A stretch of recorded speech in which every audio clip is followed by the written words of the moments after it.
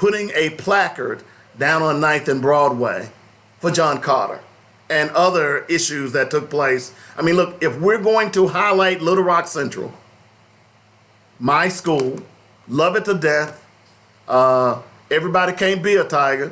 Ain't that right, Clayton and Jemiah? I'm sorry. I'm throwing a little shade. I'm sorry. But everybody can't be a Tiger. But if you're going to highlight that every year, if you're going to talk about that and bring tourists into the city, then certainly I would tend to believe that you would do a job as it relates to highlighting all of the issues that took place in Little Rock. If you go, I'll give you a classic example. Those of you who have been to Memphis, throughout the city, you see city markers. And Memphis is not the only city that does this, but you can look at city markers and see significant African American and American issues. So, for instance, when I first moved to Memphis about 30 years ago, one of the things that I learned about was Charles Church. I had never heard of Charles Church until I went down on Bill Street, okay? And there is a park. It wasn't then, it is now, but there's a park on Bill Street called Church Park, okay? And that park, by the way, is named after a black man. And he was one of the first millionaires in America, first black millionaires in America. And Memphis went through a period of time of a yellow fever epidemic. And many of the people caught yellow fever and were dying off. Okay? Many of them. And Memphis went through a financial hardship and ended up, it was Charles Church who bailed Memphis out on a regular basis. He basically floated bonds so that Memphis could stay solvent as a city. That was done by a black man, okay? And the reason I know that, and look, that wasn't done 20 years ago. That was done like in the late 1800s. And the reason I know that is because when I first moved to Memphis, I read the placard that's at 4th and Beale Street. Okay? So I think that's one of the things that I'd like to see the mayor do is focus a little bit on historical markers. And certainly I think John Carter deserves one. But aside from that, the point being in bringing that information up is the fact that Little Rock used to be the gateway to the other parts of the country. Look, part of the reason that 9th Street, and we'll get into this conversation with the mayor, I'd love to see a revitalization effort on 9th Street, okay? Because when you think about what happened on 9th Street, building that interstate through 9th Street, that destroyed a very, very important economic generating area for the city of Little Rock. And unfortunately, these things were done in many parts of the country. You go to Memphis, you go to Nashville, a lot of other areas had this. They systematically destroyed black economic power by building interstates through right smack dab through the middle of them. I would like to see some type of revitalization right there on Beale Street, on 9th Street. What you all don't realize that 9th Street used to be what they call the Chitlin Circuit, where all of the major artists used to come. They used to do Memphis, Nashville, Jackson, Mississippi, and Little Rock. Okay? All the time. So Little Rock has potential. People have just got to believe in Little Rock and understand its potential. Because, again, millions of dollars go through this city on a daily basis, and Little Rock doesn't get one penny. They might get some gas tax. They might get some McDonald's tax, some food tax. But the taxes that they need from tourists are important because that's where the hotel motel taxes come into play.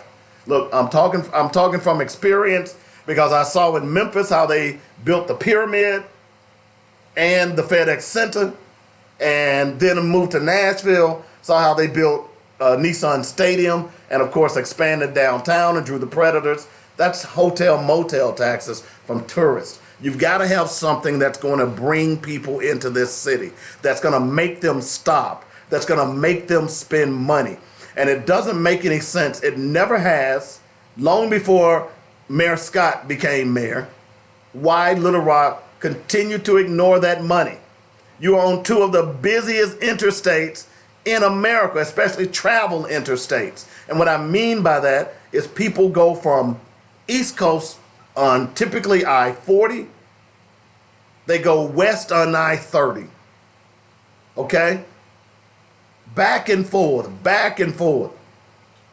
And there's nothing that says, hey, stop in Little Rock. Hey, stop in Little Rock. If you just joined us, you just missed Mayor Frank Scott.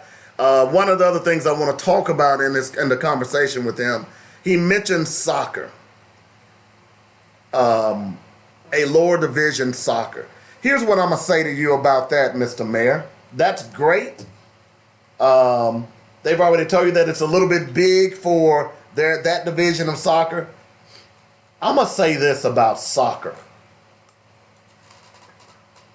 Shoot for the moon on that.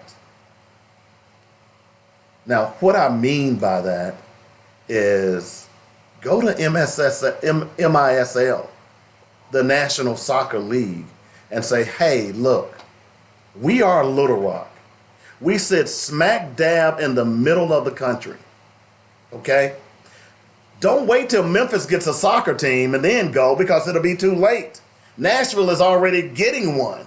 You already have a facility in place, an empty facility. Go to MSL and say, hey, look, we have a facility. We just need you. What do we need to do to get you in Little Rock? And then you can tout the soccer complex out at Burns Park and the love for soccer that has developed here in Little Rock. But what I'm saying to you, Mr. Mayor, is when it comes to one of the best ways to change the dynamics of your city, and I've seen it up close and personal in two cities, in Memphis and in Nashville, the Memphis Grizzlies in Nashville, the Tennessee Titans in the Memphis Grizzlies in Memphis, and of course the Tennessee Titans and Nashville Predators in Nashville. The best way to change that dynamic is have a professional team. Now, no, it's not NFL, it's not NBA, but what is the fastest growing sport in America today? It is soccer. Okay? And if you want to be on the cutting edge, and think about it from this perspective, you sit smack dab in the middle of the continent.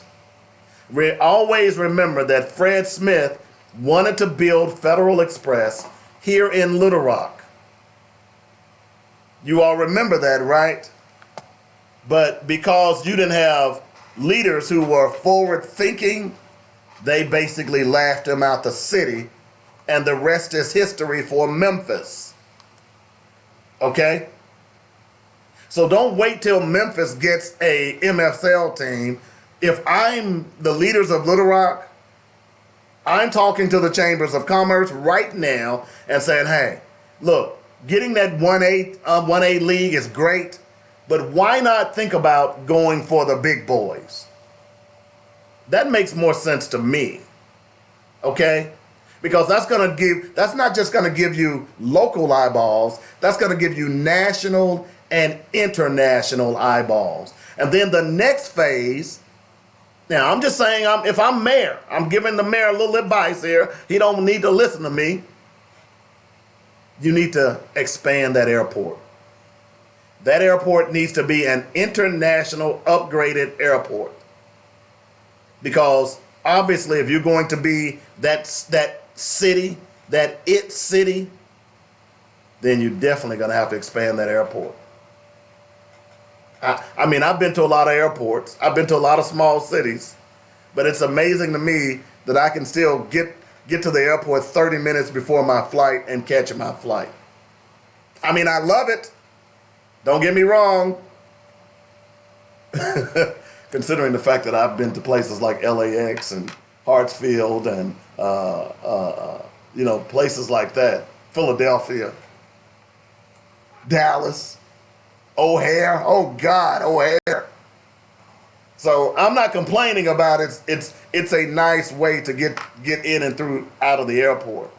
But I'm just saying, you've got to start. You talked about the infrastructure.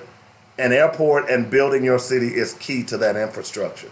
We just had this past weekend, there was a fantastic karate tournament that took place downtown. Now, I know many of you all don't know that, but I was downtown a lot this weekend and got to see and talk to some of the people. And they love Little Rock, but one of the things that was said is, man, it was kind of tough getting in and out of Little Rock. I had to take a flight here, take a flight to there. So those are my few suggestions.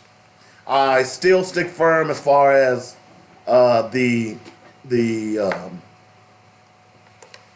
what am I trying to say? As far as the Citizens Review Board, I don't think that's going to be enough. And I understand the mayor has to have a working relationship with the police department. And the reason I asked him that question, because I don't think I don't think the FOP trusts the mayor. I don't think they like this mayor.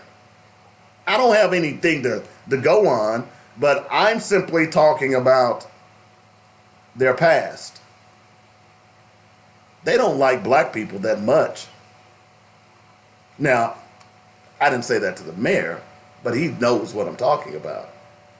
If they liked black people, then they would be supporting all of their officers, not just the white ones. There's a reason why there's a Black Police Officers Association in Little Rock, a separate union, because this local FOP doesn't support its black police officers. So they had, and by the way, the Black Police Officers Association is suing the Little Rock Police Department.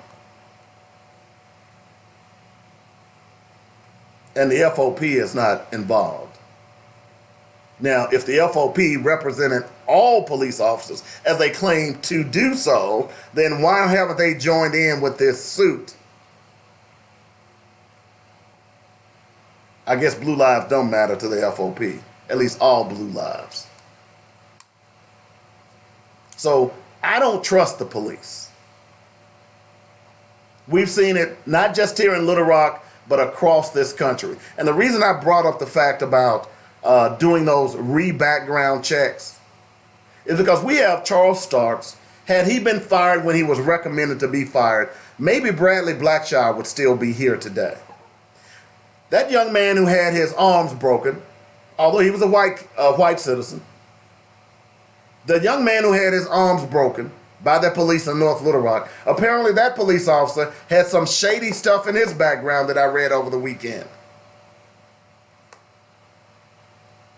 This is what I'm talking about as far as updating your personnel. Look, I know they're on every job that I know about, and I've worked a lot of them in my lifetime. There are certain things that are fireable offenses, and certainly if it's something that you get a second chance to do. Let's say you do something, they say, oh, well, okay, I'm going to give you'll get a second chance. The next time you do that, you're going to be fired. Or the next time you do something comparable to that, you will be fired. It shouldn't be some civilian board or anything like that. It should be fired. I'm not understanding this. I saw a video, and I think I talked about this about a year ago. There was a fight in a hotel, and this didn't happen in Little Rock. There was a fight in a hotel, and the young man, who was a white guy, police showed up armed with high-powered rifles. The young man was on his knees, and that police officer executed him. This was white cop on white citizen crime. He executed this guy. He was fired. He was recently rehired by that city so that he could get his pension. What kind of sickness is that? He doesn't deserve a pension. He murdered a man in cold blood. He should not be able to get a pension. He should be fired on the spot. You violated the code of conduct and you violated the rules. Okay? Ben. You violated the rules. Low. Not that low. Just, yeah. Okay. You violated the rules and you ought to be fired. All right, we're going to take the top of the hour break. When we come back, we'll get into some more stuff, and I'll talk a little bit more about the mayor's interview. And I know some of you all out there are probably saying, oh, well, he was really soft on the mayor. No, I asked some tough questions. But there's a way you do an interview, okay? Number one, you do an interview with respect of the person, which I have, considering that I know his family, and with respect of the office, which is the mayor. Okay? Now, let me just put it like this. Frank knows that I'll ask the tough questions. He knows that. All right, so we're going to take a quick break. We'll be back in a moment. We'll talk a little bit more about the interview. Then we'll get on to some other things. Your president tells black people, take your asses back to Africa. And I'm going to tell the president, why don't you take your ass back to a cave? Because I ain't going nowhere. My ancestors built this country. And they were here long before you were. Back in a moment. You're listening to Black Focus Radio, our issues, our solutions, our voices on joynetradio.com. Did you get a mic? Okay.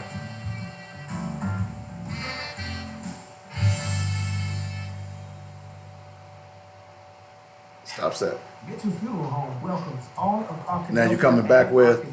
In Clark County since 1966. What? At Mitchell Funeral Home, they understand that the funeral is a celebration of life and legacies. The entire staff takes great pride in the caring, personal, and professional services they provide. We're coming from the top of the hour. You're doing disclaimer, life insurance, open, and monument then news, then bed. Packages are available as well. Okay. Mitchell Funeral Home appreciates. Now you can run all of that from the quicksand if you want.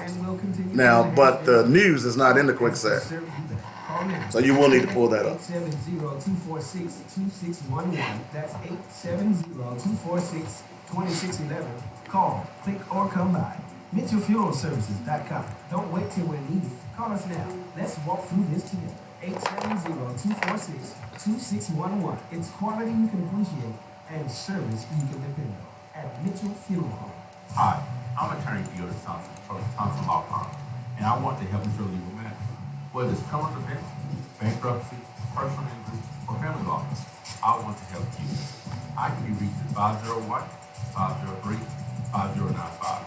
Don't face your legal issues alone. You need an attorney whose primary objective is to provide you with the best legal representation. Our office address is 415 North McKinley, Suite 710 in Little Rock. I'm attorney Gilda Thompson, and I want to provide you with the best legal representation. I'm so glad I found the kick above. It's like my very own personal trainer. I see you, Tanya. My goal is not to be rude to my guests. My goal is to ask tough and pointed questions, which I think I did. And like I said, we will have, according to the mayor, we're going to do this once a month. Okay? So any questions that you all have, I'll talk about this on the air. But any questions you all have, I'll give you all an opportunity to get them to me before we have the show so we can make sure they're asked. Okay?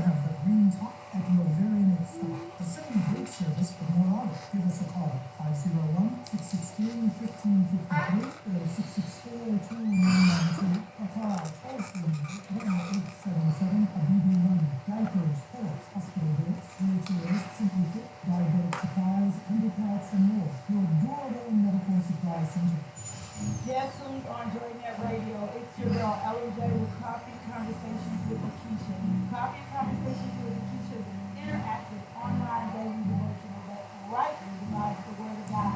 It's Kingdom, baby. Join us Monday through Friday at 5 a.m. Central Standard Time. That's weekday mornings, 5 a.m. at joynetradio.com.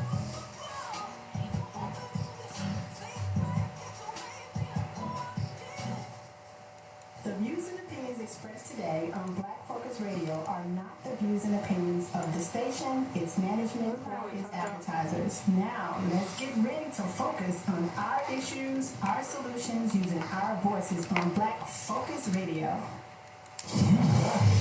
Joy Network. Open.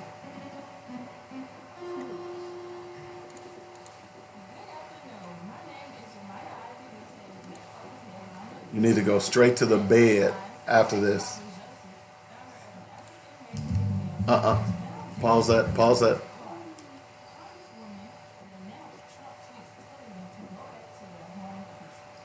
You can come back with the open after this. It's supposed to be the disclosure, open news. The same way we've been doing it for the last week. Now open. Now it's time to get focused for more Black Focus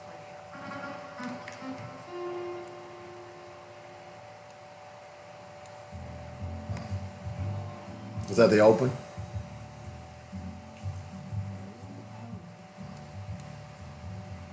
Fade to bed. Okay.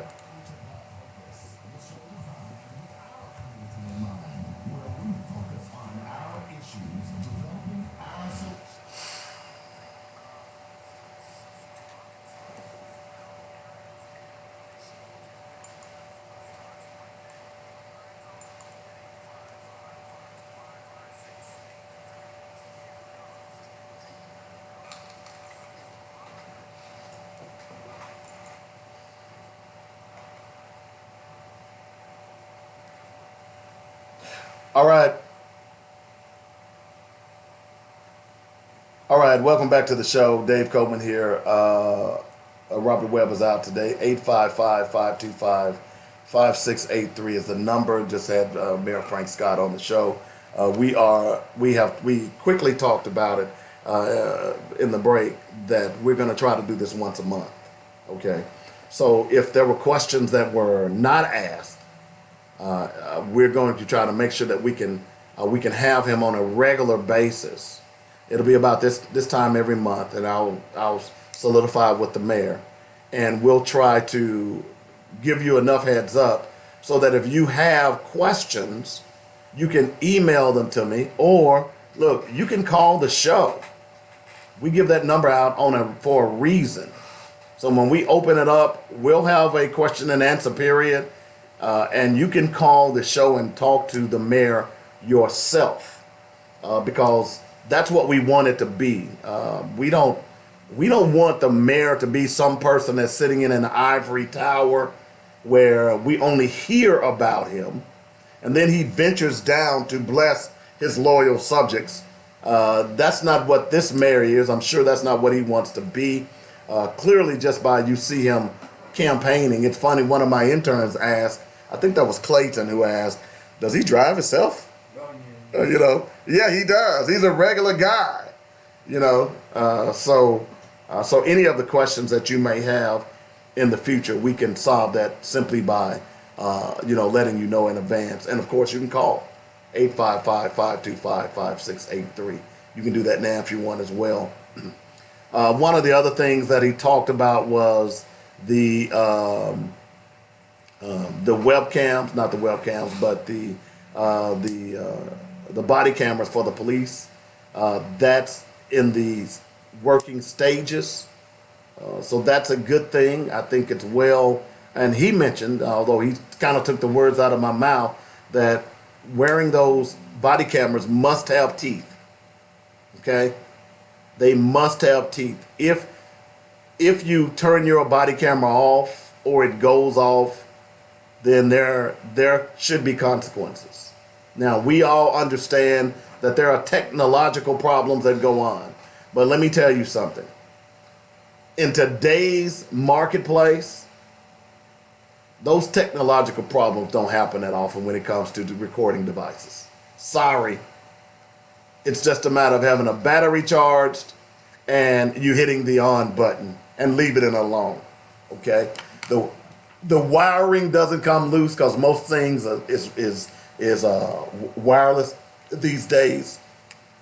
So when you tell me that, oh, my body camera accidentally went off, and that just happens when you are getting in a critical situation that might be life or death, and a suspect or a citizen of Little Rock ends up dead, and all of a sudden we don't have body camera footage, something's wrong with that. Okay? Those things don't fail. Now, you're probably saying, well, Dave, how do you know? Well, I worked for 15 years for Dell Computers as a computer technician. Yeah. I know that market. I know the industry. I watched the evolution of that industry from where it started to where it is today. I raised 2 children and sent them to college on those salaries. Okay? So today's technology rarely fails. When it fails, there used to be something that we did in tech support. We called it ID10T. Do you know what that means? Now, I'm going to give you a little heads up. If anyone ever says that to you, you should take offense to it. You know why? Because if I say ID10T, if you write it down, you know what it looks like? And write it in all caps. What does it look like, Jemai? Idiot. Exactly. Okay? So this stuff today is idiot proof. Now, we did have people that would call the station and call tech support and say, you know, my my cup holder is broken. Ma'am, cup holder? Yeah, my cup holder on the front of my computer. What cup holder, ma'am? Computers don't have cup holders. Yeah, you know, you hit the little button and it slides out. No, ma'am, that's your CD-ROM or your DVD-ROM. That's a true story. Okay? ID10T. Okay? Read the instructions. So I'm just saying, so when it comes to those body cams, there's no reason why they should go off. There should be a 3 strikes you out limit. Hey, and especially if you're involved in a tactical situation where someone ends up being maimed or killed and your body camera goes off, bro, you're going to be on suspension for a while. That dog ain't going to hunt because they don't go off. Okay? And if you suspect that your equipment is faulty, just like if you suspect that your gun is faulty, then you go get a new one and you go get it repaired. But you don't go out into the field and knowing that you have a faulty camera. Because typically they don't get faulty. All right? 855-525-5683 is the number. Let's see. The thing about the park. Let's see. We talked about the Citizens Review Board. As I said, I'm not too thrilled about the advisory stuff. We'll see how that works out. I think that's not going to work. I'm just going to be honest with you. But we'll see. Got to give it a chance. I liked his answer as it relates to the board. He didn't say it.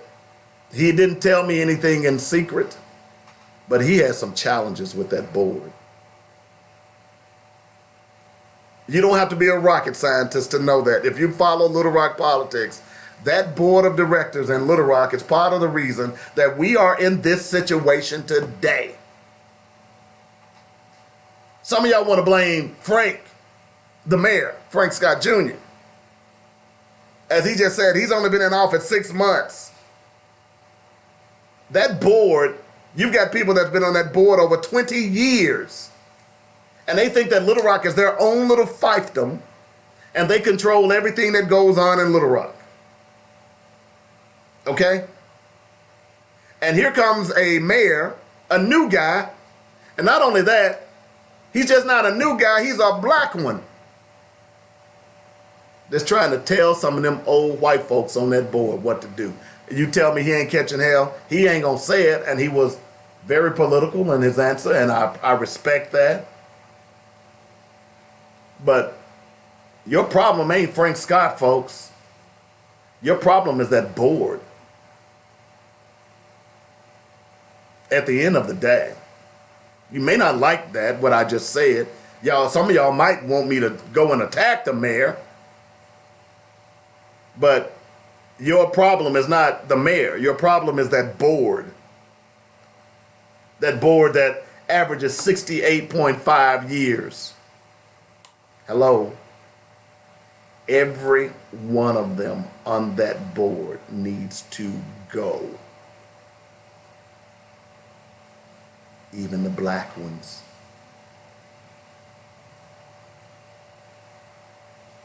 Even the black ones. We need new breath. We need new ideas.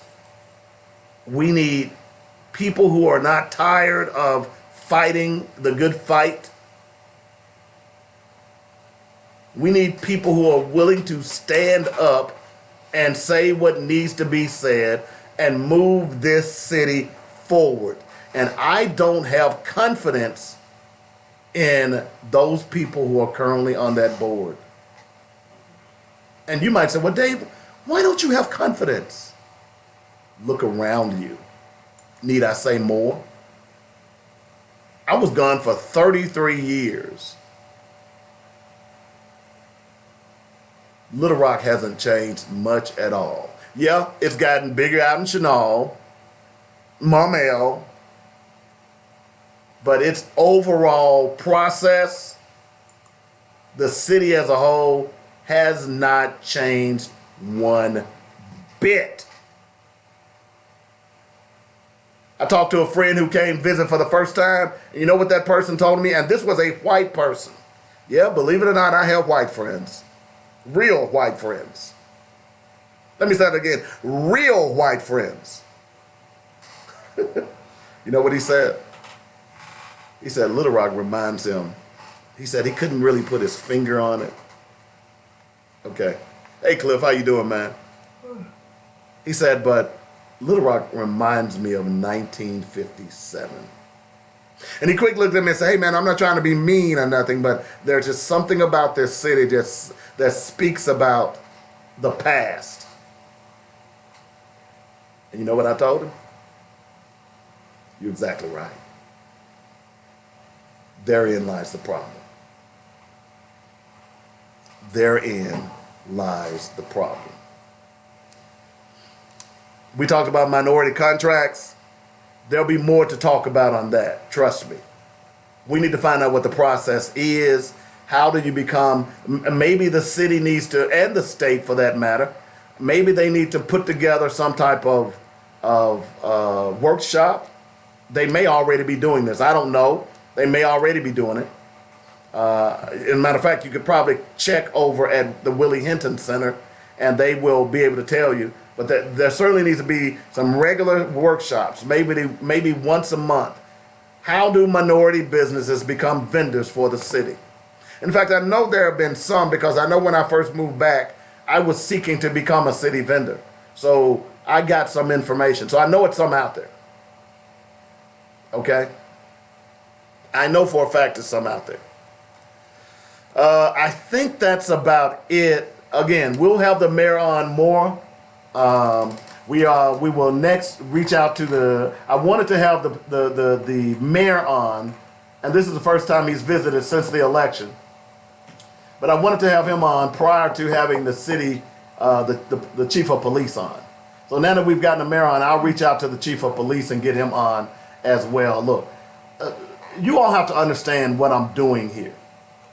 My job here is not to be confrontational.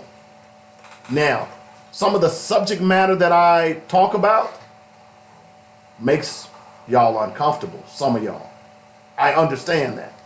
But this is subject matter that needs to be discussed. Now, if you are afraid to come on this show because of my subject matter, I'm going to tell you like this. What do I say that isn't fact? Everything that I talk about is fact. Locally, nationally, and internationally.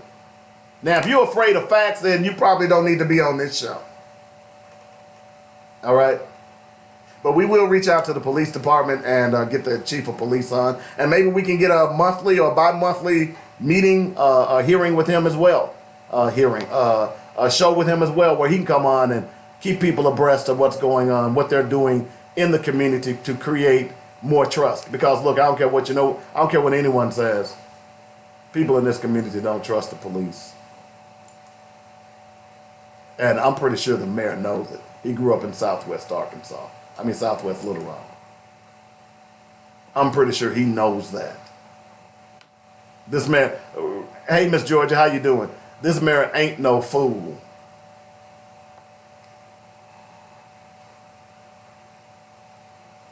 Let's see, Jackie Wilson says, I think it's a waste of time to have an advisory review board because of the trust and accountability that the community have with the police. I get it, we have good and bad cops, but more and more is coming out about the wrongdoings of cops. I totally agree with you, Jackie. That's my concern about this advisory board for the Citizens Review Board. If they know that it doesn't have any subpoena power, then they know that they can get away with literally anything they want. Oh, and one other thing, I did ask the mayor about possibly going back and looking at previous reviews of their records and constantly monitoring these guys. Okay? So, 855-525-5683 is the number. Let's take a break. When we come back, I'm going to talk a little bit about a state that you hear me talk about a lot, where over the weekend I had total disgust for that state. In fact, I still have total disgust for that state. And I'll tell you why. Back in a moment. You're listening to Black Focus Radio. I'm Dynamic Dave on JoyNetRadio.com.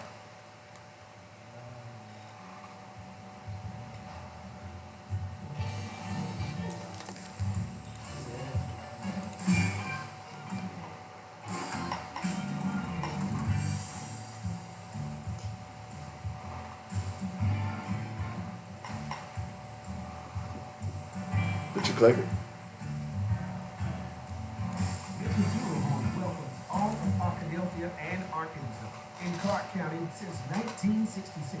At Mitchell Funeral Home, they understand that the funeral is a celebration. Hey, Miss Glenda, I done see you from California. How you doing? With pride in the caring, personal, and professional services they provide. Donations, funeral plans. Oh, Jackie, as far as the outside park is concerned, most of that will be free. The renderings that I saw would be, there was skate park, there's, man, you know what? If someone's smart, I'd build a super duper water slide right smack dab in the middle of that city. In that park. It would be perfect. I'm just saying what I'd like to have. Think about all the people you could draw right there to that area. You've got the pool to back you up. It's already there. You build a super water slide. Oh man, you make a killing. You make a killing.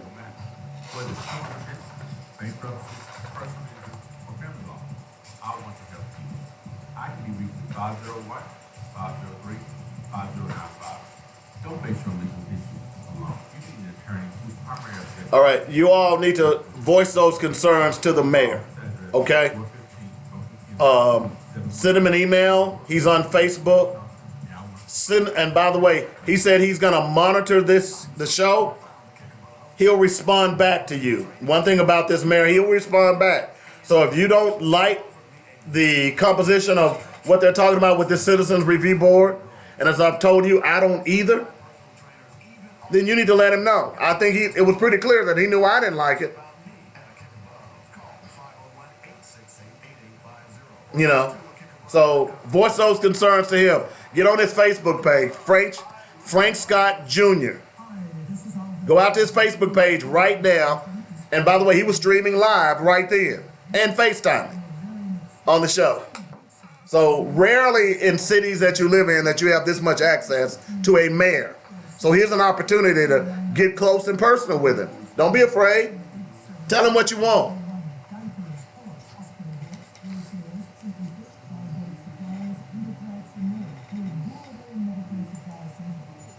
Yes, we on Joy Net Radio. It's your girl Elevated Coffee Conversations with Keisha. Coffee Conversations with Keisha is an interactive online dating show that's right now the word of God. It's Kingdom, baby. Join us Monday through Friday at 5 a.m. Central Standard Time. That's weekday mornings, 5 a.m. at joynetradio.com.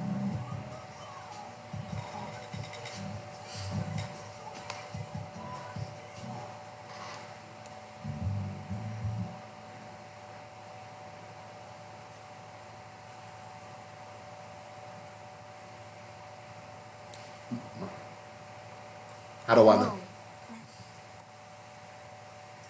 All right, welcome back to the show. I'm purposely not telling Jemiah what to do just to see if she's doing what she needs to do.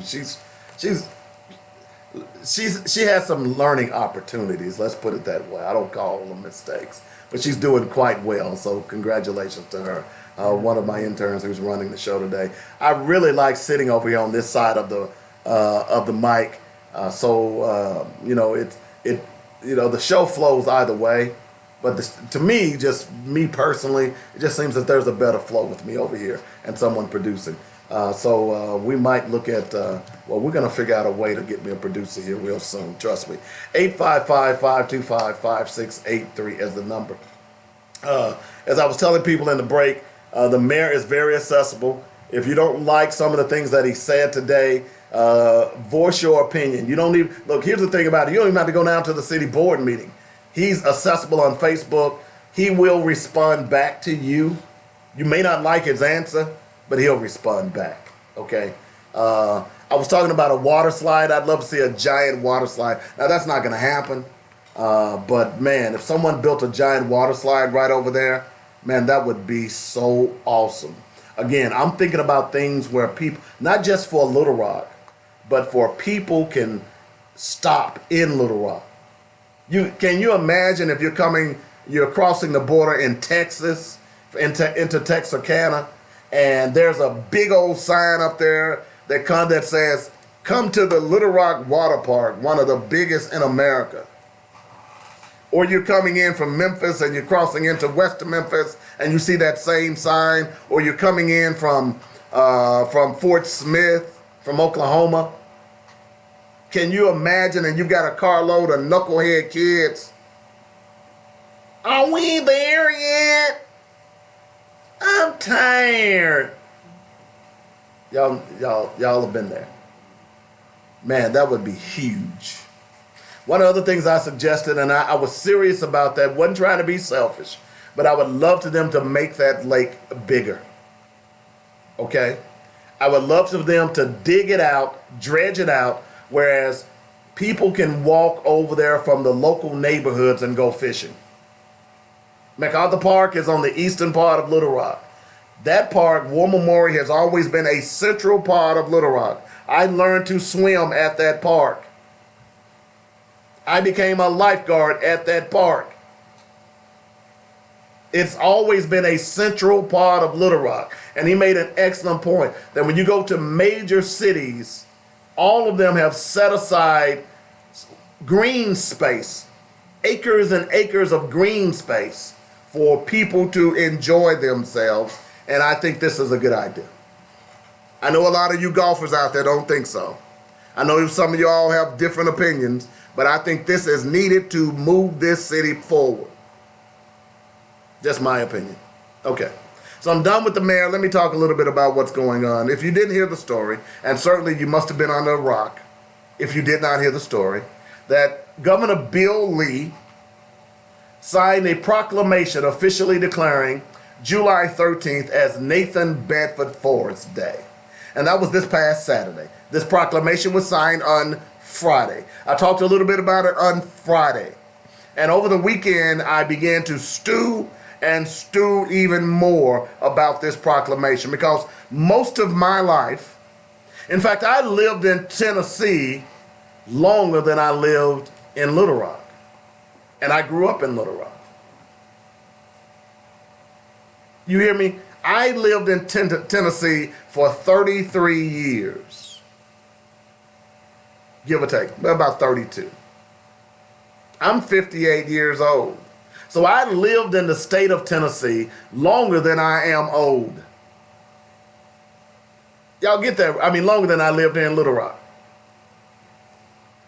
Enjoyed, first moved to Memphis, married, had a child, then moved to Nashville, divorced, put 2 kids through college. Tennessee got a lot of my tax dollars for school.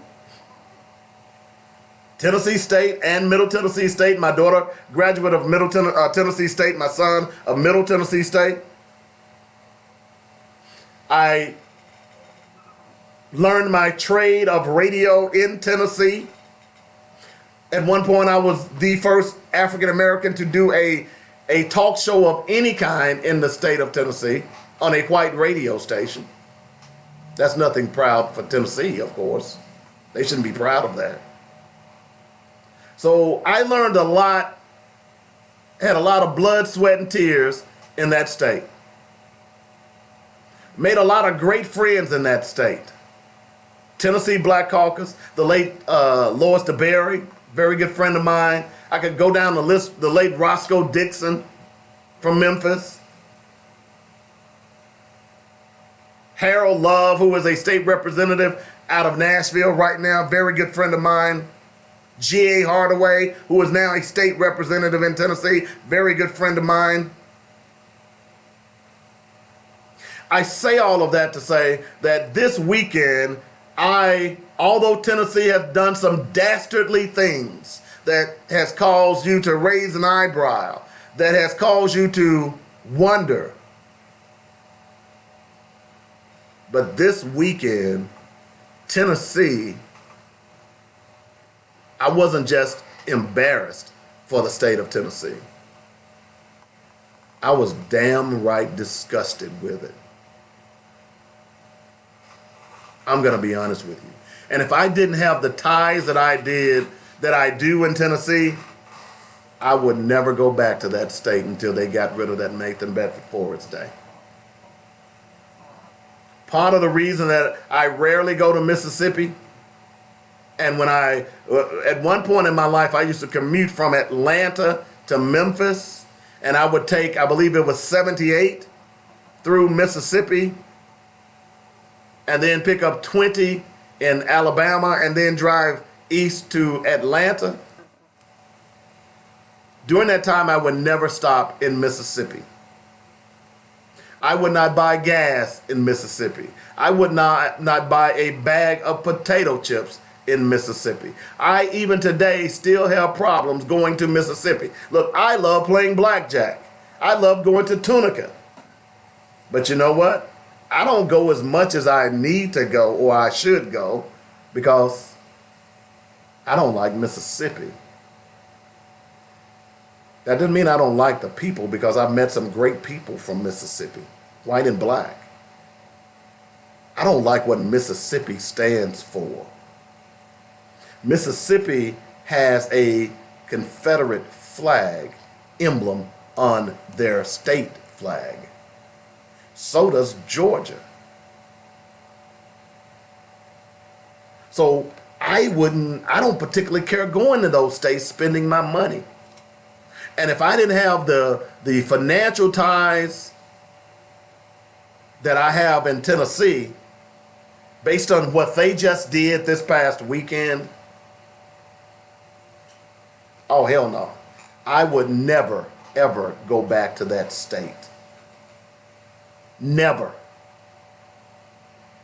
If I had a child right now who was thinking about going to a college in Tennessee, unless it was a black college, they're not getting my money. Yeah, I'm going to support Tennessee State. Yeah, I'm going to support Lane College. But I'm sure as hell not going to support other parts of the state. Here is a man who was a Confederate general. He is the father of the KKK. The KKK was started in Pulaski, Tennessee. by Nathan Bedford Forrest. By the way, if you don't know, Forest City, Arkansas, do you know that's named after Nathan Bedford Forrest? Hello?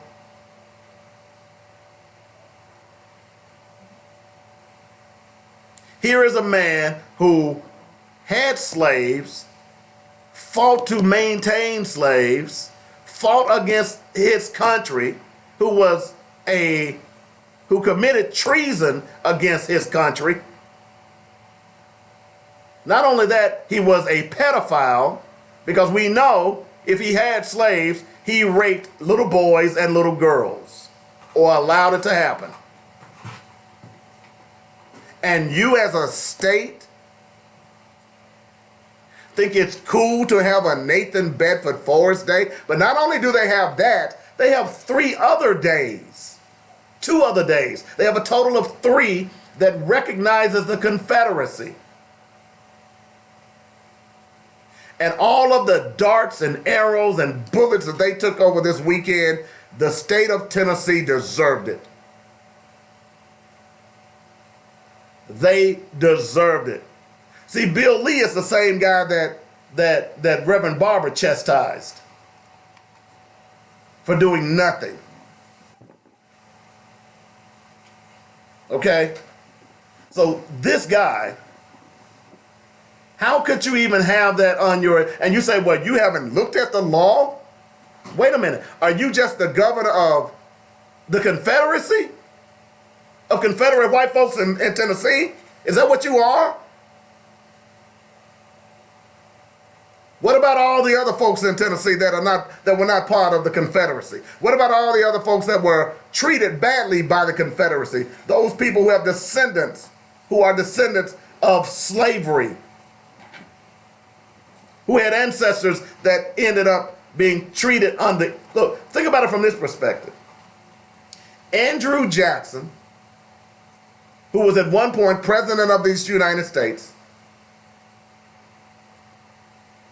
was the most evil president up until this day that we've ever seen. Andrew Jackson is responsible for the Trail of Tears. Andrew Jackson had slaves on his plantation. You know, the Hermitage is only a few miles outside of Nashville. I made it my purpose never to go to the Hermitage. Because on that ground, which is now a museum, is the blood of slaves. On that ground, a president of the United States raped, maimed, killed, hung, castrated, you name it, did it to slaves. And then he was responsible for killing millions of Native Americans. Not spending any money there, dog. That dog's not going to hunt for me. It just isn't. And I wasn't embarrassed. I was damn right disgusted. You're exactly right. The Lee Company, which is owned by the governor of Tennessee, boycott the Lee Company. They are a air conditioning plumbing company. I wonder how many handouts that company is getting now that he's governor. I wonder if there's any emollients clauses in the Constitution for the state of Tennessee. Because, you know, Tennessee has been rife with corruption for decades. We just saw one take place with the Speaker of the House, who was a Republican, by the way. But for a state that I spent the majority of my life in to basically spit in my face, I am offended. And any black person. Because a lot of folks from Little Rock go to Memphis. Now I know a lot of y'all like to say, well, you know, it ain't no better than Little Rock. Well, you're right about that. That's what should concern us all, that a governor could take a stance and say, hey, well, you know, I hadn't even looked at the law, but you're going to sign a law that you know what Nathan Bedford Forrest was all about. You know what he stood for. You know that there is a bust of Nathan Bedford Forrest in the State House in Nashville, the same State House that you signed that legislation. But you haven't looked at the proclamation to change the law. Now, my question to my brothers and sisters from Nashville and Tennessee proper is, how the hell you letting this white man come in your church and ask for your black votes when this poop butt, I almost said something, this racist has just signed a proclamation saying, hey, what Nathan Bedford Forrest did was great. The Confederacy was great. We believe in the Confederacy. There's nothing to commemorate. If you're going to commemorate the Confederacy, why aren't you commemorating what they did? Why aren't you committing all the atrocities that they committed against black people? If you want to commemorate, let's not commemorate part of it. Let's commemorate all of it. I'm all for your stars and bars flying. I'm all for your bust of Nathan Bedford Forrest being in the State House. But also, let's put a statue in there, a bust of Harriet Tubman, who represented freedom, the same freedom that Nathan Bedford Forrest did not want black people to have. Governor Lee. That's what I'm for. You can't see the fascinating thing with me, with white people and the Confederacy. Let's talk about the Confederacy. And those times of yesteryear, they were genteel times. They always want to talk about it, and they don't ever want to talk about what else went on. They don't want to talk about the fact that black people, human beings, God's chosen people, because you do know that the first people on this country were black. And if you believe in the Bible, then the Bible will tell you that those people were black. What was his skin color? His skin was like burnt brass, and his hair was like lamb's wool. But they always want to tell you about the good things that happened during the Confederacy. Oh, these great stories, these great wars. Oh, well, you know, General Lee, he was a great tactician. Well, what was General Lee tacticianing about? I know that's not a word. General Lee was tacticianing because he wanted to have slaves. And I know some of y'all like to use that, well, you know, the war wasn't fought about slavery. Yeah, it was. It was fought about economics. And what was the economics? What made the South so strong? What made the South so powerful? Free labor. That free labor was slaves. So anytime you hear someone try to couch this and say, "Oh, well, it wasn't fought about slavery. It was fought about economics and states' rights." Well, what did the states want to do? Well, those states, they wanted to have the right to have black people enslaved. That's states' rights.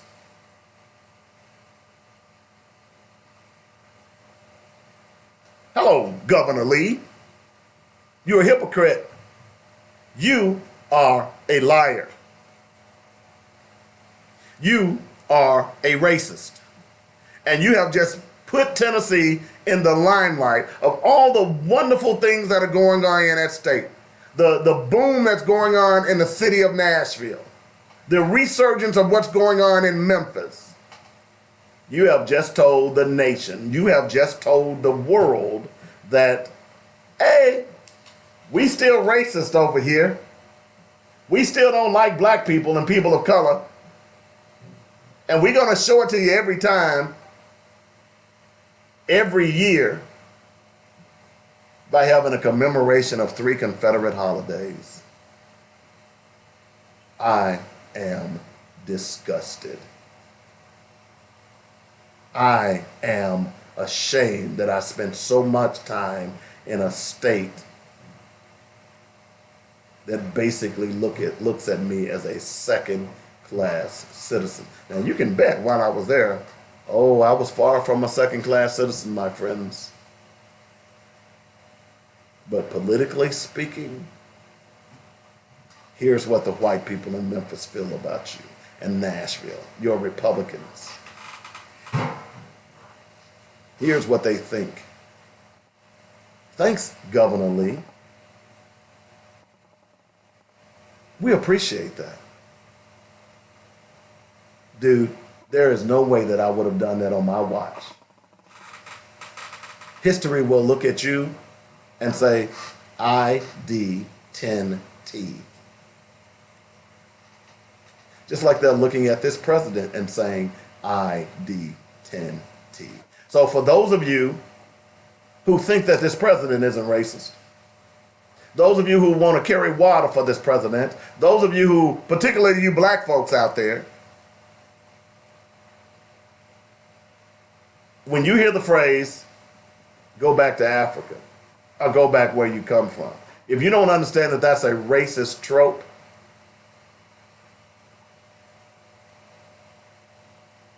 then you are lost. Because see, for some weird reason, white people believe that America is their country. You know, that same country that they stole, that same country that I just talked about, the Trail of Tears, and those Native Americans ended up losing their lives. You know, this was the same country that gave Native Americans blankets that were infected with smallpox. Did y'all know that? This country gave Native Americans blankets infected with smallpox. That's something. That's this country. Wow. So I'm just saying, folks, I talked about this a little bit on Friday, but I needed to vent a little bit more because over the weekend I became more and more irate about this story, and it's just sad. The same state that killed Dr. King. The same state that killed Dr. King, who for a long time refused to even recognize its holiday, is the same state that has a bust for Nathan Bedford Forrest.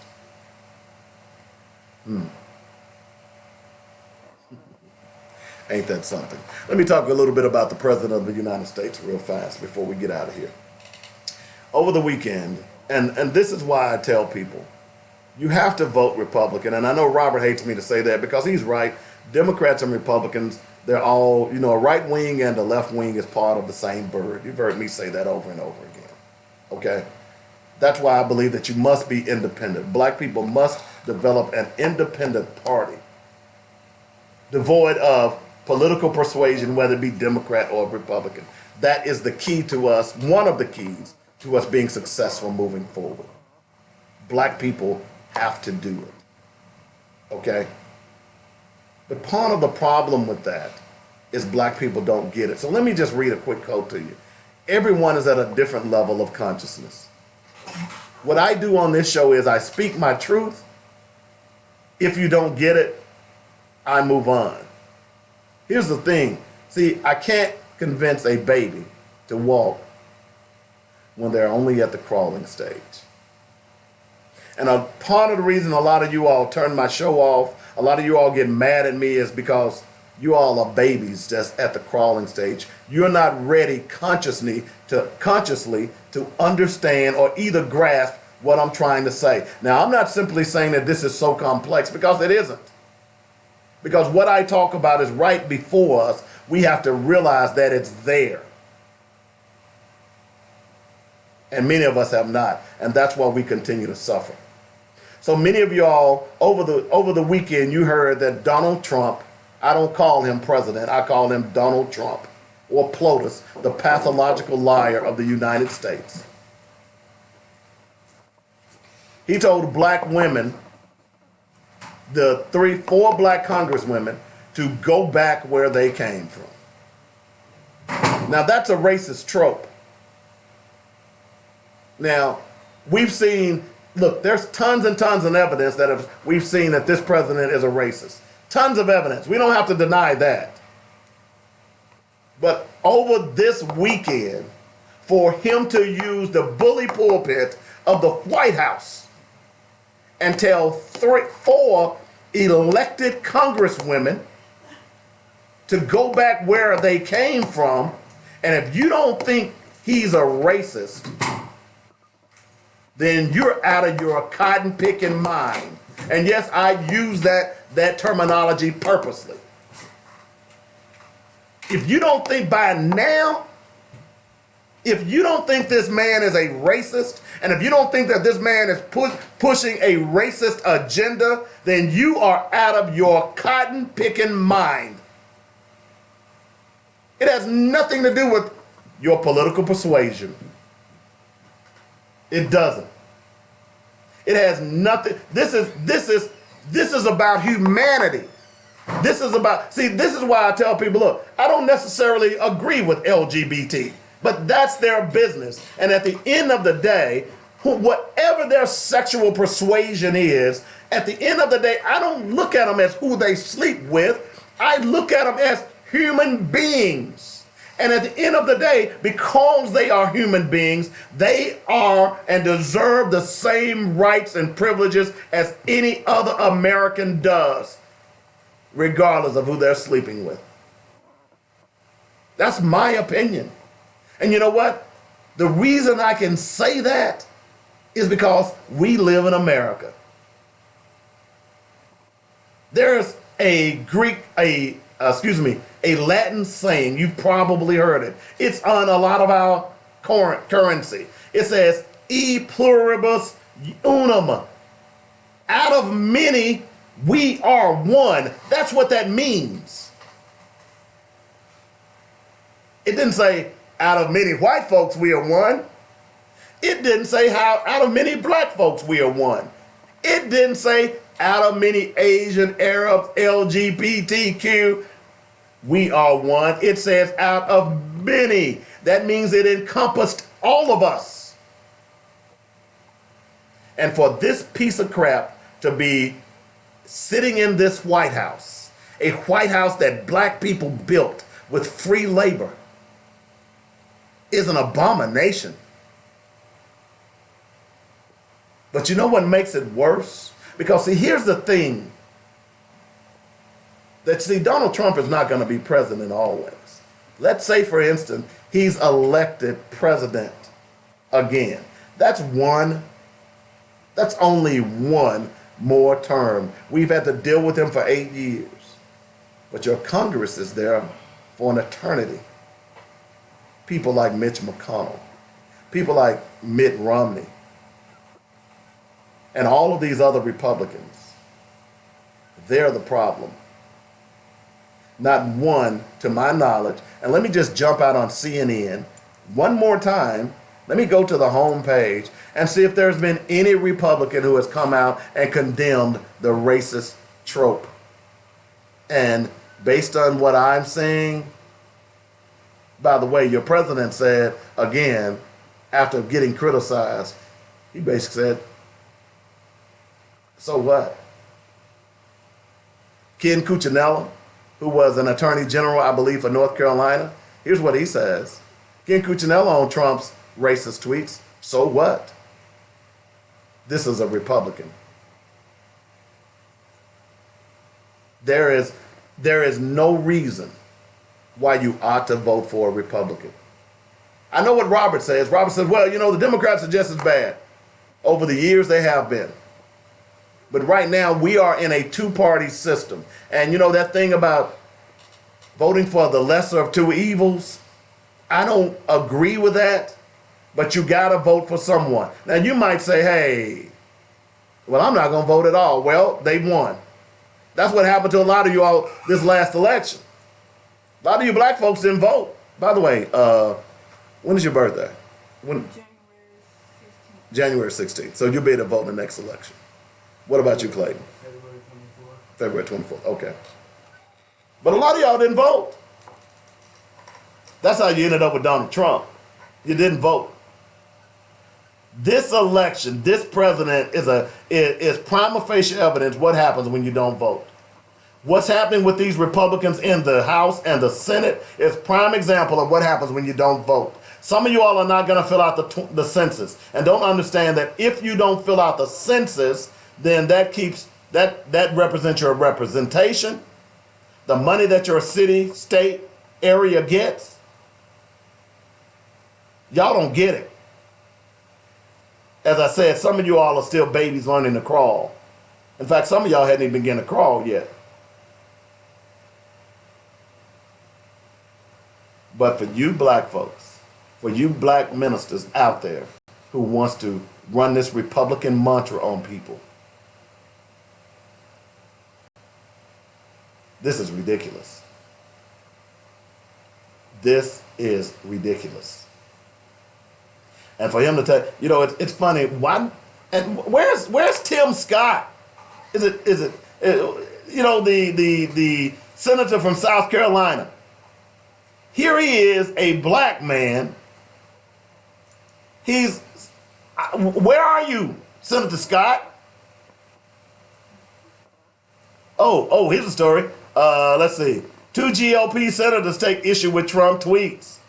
Who are they? Let's see here. Susan Collins of Maine and Patrick Toomey of Pennsylvania. You know why they take issues with Trump's tweets? It's because they are in almost a purple state. They are under attack as it relates to a re-election campaign. So they got to say something. Evil can only thrive when good people do nothing. And part of the reason slavery lasted so long in America is because you had so-called good white people doing nothing. I'm going to say that again. Part of the reason you had slavery to last so long here in America is because you had good white people doing nothing. As a matter of fact, you have so-called good white people right now doing nothing. Many of them think that they are cool. Many of them think that, hey, we're religious, we're evangelicals. We pray to God. What God? Remember the quote by John Henry Clark last week? Paraphrasing, thinking that, hey, how can the master and the slave worship the same God and expect different results? Doesn't really make sense, does it? I'm just asking a question. I try to make you think here. It is time for us to start excising the cancer. It begins in our local municipalities, and we need to excise it out. White supremacy has reared its ugly head in America. It is here. It is in the White House. It is not going anywhere anytime soon. As we find out more and more, look, there's a reason why Mitch McConnell is against reparations. Because what? His family owned slaves. Over the weekend, by the way, if you didn't know, one of the reasons that I told you that I would never vote for Beto O'Rourke is because Beto O'Rourke was against reparations. And guess what I found out over the weekend? Beto O'Rourke family owned slaves. Hello? Beto O'Rourke is a Democrat. The same Democrat who was against reparations. What the hell's going on here, Margot? Oh, gosh. Oh. I don't know what to say. But I will say this. Black folks, if you all don't wake the hell up, yeah, they're going to try to put you, they're going to try to turn the clock back. That's already began.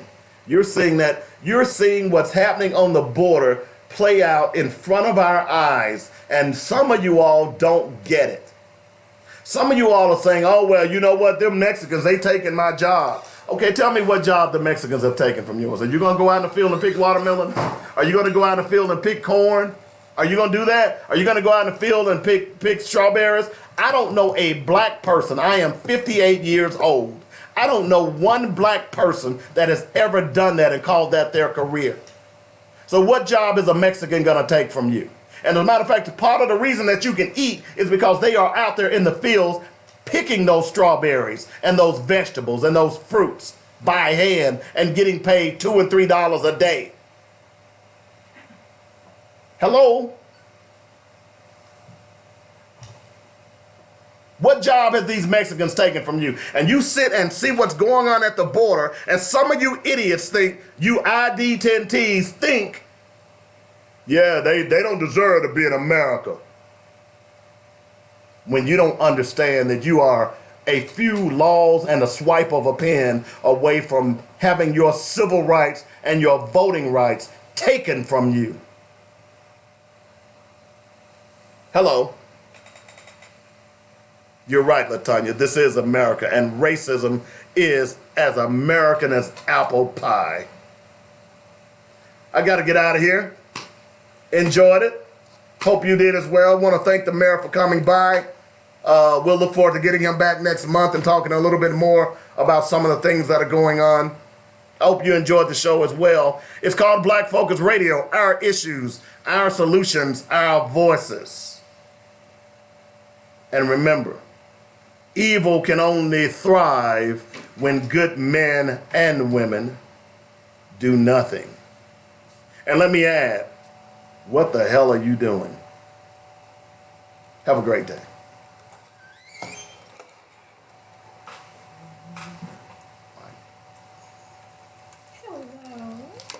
Hey, how's it going? Monitor. I can't hear the monitor. You gotta always push it all the way up. Play a stop set.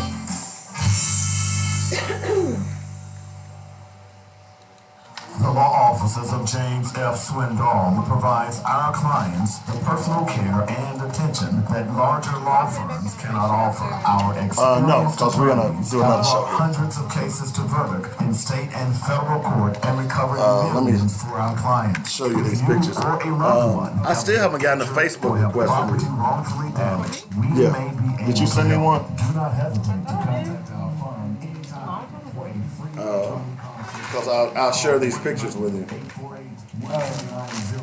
That's 1-800-848-1290. Or email inquiries at arkansas-personal-injury.com. Our law offices are centrally located at 212 Center Street in Little Rock. That's the law offices of James F. Swindoll. Personal injury and product liability attorney serving Arkansas since 1976. That's Jemiah. Here, you want to send Jemiah?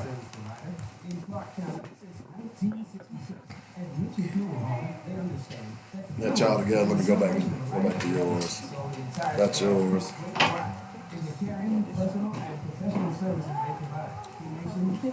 Okay, I see it there. And let's see. And this is yours, Clay.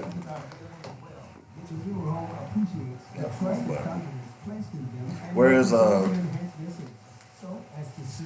your boat? He is just messages that he couldn't make it. Call, click, or come back. Just so Mitchell Fuel Services. He's just so good. Clay just got like, yeah, I'm Clayton, man. I'm Clayton. Ain't nothing wrong with it, bro. You exude confidence.